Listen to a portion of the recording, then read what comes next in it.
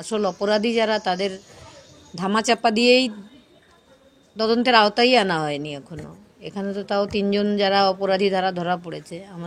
আমাদেরও চেষ্টা করলে, কলেজ কর্তৃপক্ষ চেষ্টা করলে সেই সকালেই ধরতে পারত, কিন্তু পুলিশ বা প্রশাসন বা স্বাস্থ্যমন্ত্রী কেউই সেই চেষ্টাটাই করেনি।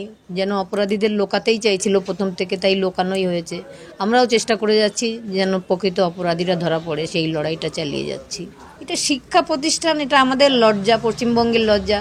এখানে মানে রাজনৈতিক দলগুলো যে ওই ওখানে ঘটে, এখানে ঘটে, ওখানে ঘটে, এরকম বারবার বলে শুনি। আজকেও শুনেছি যে বিজেপি শাসিত অঞ্চলে ঘটে। এটা রাজনৈতিক রং লাগিয়ে দিলে হবে না, এটা নিজেদেরই বুঝতে হবে।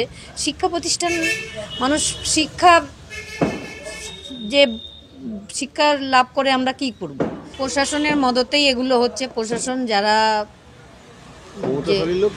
প্রভাবশালী, তারা যে ক্ষমতার অপব্যবহার করছে, তারা দুর্নীতি করছে, কিন্তু দুর্নীতি শাসক মাথায় হাত দিয়ে রেখে দিচ্ছেন বারবার। যদিও আমরা বিচার পেতাম তাহলে এই ঘটনা আমি মনে করি যে কমতো।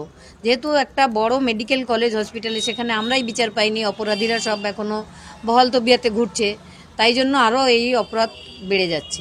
এখানে তো দেখতে পাচ্ছি সকাল থেকে যে 3জনকে গ্রেপ্তার করেছে।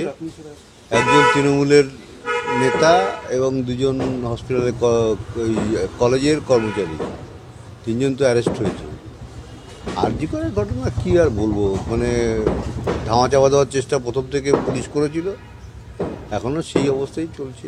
আমরাও লড়াই চালিয়ে যাচ্ছি, দেখা যাক কী হয়। বারবার এরকম শিক্ষা প্রতিষ্ঠানগুলোর ভেতরে মানুষকে ব্যাপারটা বুঝে নিতে হবে। সরকার কোনো কিছু দেখবে না, এটা আমরা ভালো বুঝি। মানুষকে সব বুঝে নিতে হবে। মানুষ তার নিজেরটা নিজে বুঝে নিক, ভবিষ্যতের কি হবে মানুষ পুরো বুঝে নিক, তাহলেই হবে। এদেরই তো এত ক্ষমতার টাকার অপব্যবহার এত বেড়ে গেছে, সেই কারণেই সব ঘটনাগুলো ঘটছে।